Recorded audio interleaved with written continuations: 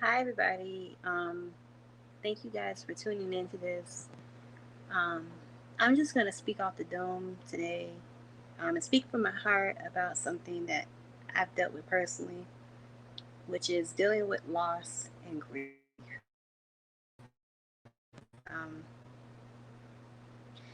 Dealing with loss really does suck because you have to basically recreate your life or find a new normal for yourself after you lose something that was meaningful to you or had value to you. That could just be something simple as like losing a job, or it can be something serious as losing a loved one. Like loss can be defined um, as anything that basically that you lost that had meaning to you. And as a person who's dealt with a lot of loss over the past couple years, and it just hasn't really been easy to navigate loss. The biggest thing I can say is you have to kind of create a new normal for yourself and be okay with embracing the today and in a sense remembering the good times of the yesterday, but just give yourself permission to move on and move forward, even if you after you've had a loss. And also remember the stages of grief. I'm not a clinical psychologist, I'm a lawyer, so it's a little out of my pay grade, but it's okay to experience anger, denial, shock. All those things are normal things when experiencing grief. Um, and I will say I've experienced literally all those emotions. In the past couple years, I've lost friendships, I've lost relationships, I've lost um, the people that I thought was going to be there for me. They were not. People that I thought weren't going to be there for me, they showed up in the best way. So there's always that too. And I also lost my dad. That was the biggest loss I've had to overcome. And I don't want to really get on here this live and go into that and what it was like to deal with that kind of level of pain. Um, I will say that my body and my mind protected itself, which is always interesting to say, but your body does protect itself so it can survive.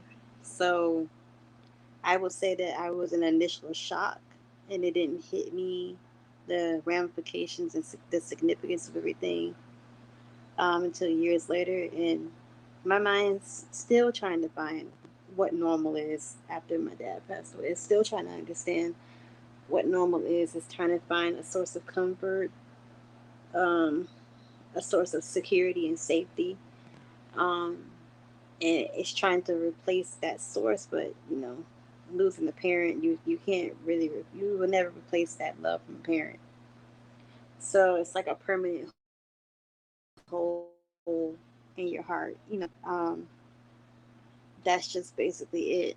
But I wanted to speak on this, on basically dealing with loss and grief. Um, Give yourself permission to hurt. Let yourself feel the pain of it. Don't be so quick to work yourself into a ground or distract yourself because the pain doesn't ever go away. It just resurfaces itself at the most opportune time. So the best thing you can do is just allow yourself to feel, sit in those feelings, and then redirect your mind onto something more positive or count the blessings of today and be and tell yourself, give yourself sources of comfort. So if you like to write, write. If you like to read, read. If you like to play music, play music. Whatever you do to soothe yourself, do that. Um, in my case, I like to pray and talk to the Lord about things, and that's how I cope. And I like talking to my good friends and, just reaching out and the people who I know love me and care about me to get through those times. So you have to basically find that for yourself. Um, and once you sit in those emotions and give yourself permission to feel those emotions, the next thing that needs to happen is you, in a sense, have to let go of your yesterday and embrace the today and be okay with bracing the today. Of course, you're not going to forget those memories, those good memories that you had, but be okay with creating new ones and more positive memories and walking it in the right direction. And this goes for like even those that are dealing with a bad breakup. You can remember the relationship and the good times in the relationship, but the relationship ended for a reason.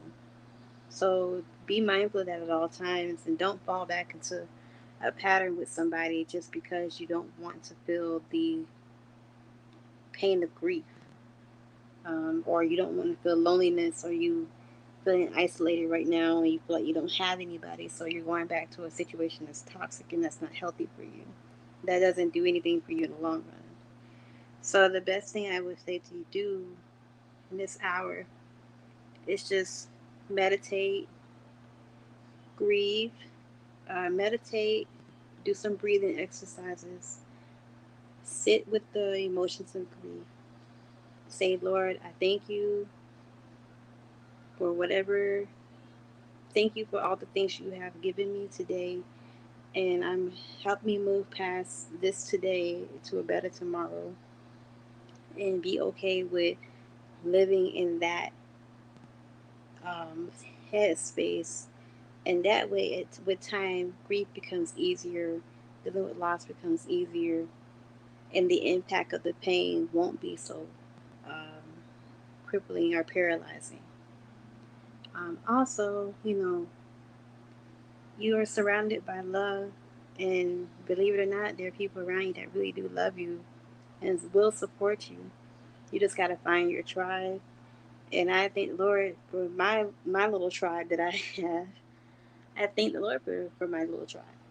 And so, you know, don't be afraid to venture out and ask the Lord to send you some great people to support you. Even if it's seasonal, and it might not be a lifetime connection, but they might be what you need for that moment. But like I said, grief is complicated. It takes time. Allow yourself to heal. Be patient with yourself. Have compassion for yourself. And just know that things are going to get better and things are going to be okay. Thank you guys for listening to this. Um, you guys be blessed.